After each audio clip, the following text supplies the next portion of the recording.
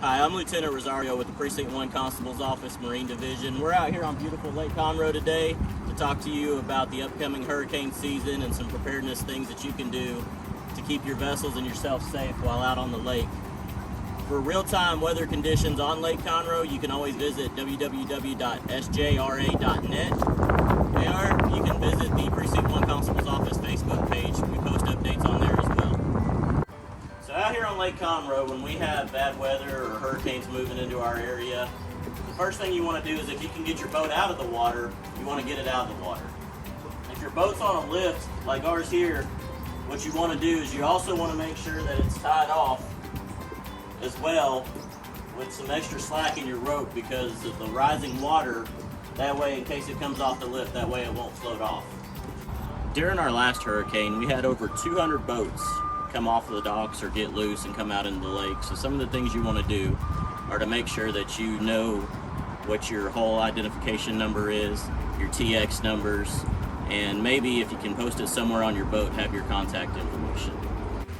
So aside from taking pictures of your vessel and your dock for your insurance purposes in case something was to happen to your boat, what you also want to do is make a list of all your electronics and the serial numbers on them. That way, if they happen to get damaged or stolen or anything like that, you have the information that you need to file a claim with your insurance company. Hello, I'm Deputy Childers with the Precinct 1 Lake Division, here to talk to you about what you need to check real quick before, when storms are approaching or high water is possible, stuff like that. You're going to need to make sure, batteries are good, charge, check your power go, make sure everything works. We're going to check all drain plugs, even ones inside the boat, make sure they're all secured inside.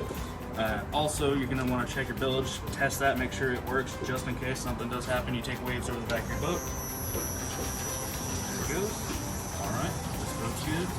So when we have bad weather moving into the area, or high winds, thunderstorms, one of the things you want to do if you live along the lake is secure your lawn furniture, secure any big items that are outside. Those items easily get blown over and pushed into the lake.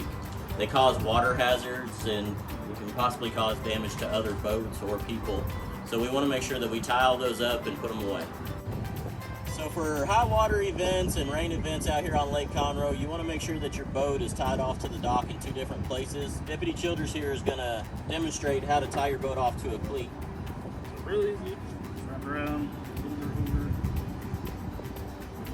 Like that. So that should not be going anywhere. So not everybody has a cleat that they can tie off to. Sometimes you have to tie off to an object or a post. Deputy Jones is going to show you how to tie off to a post.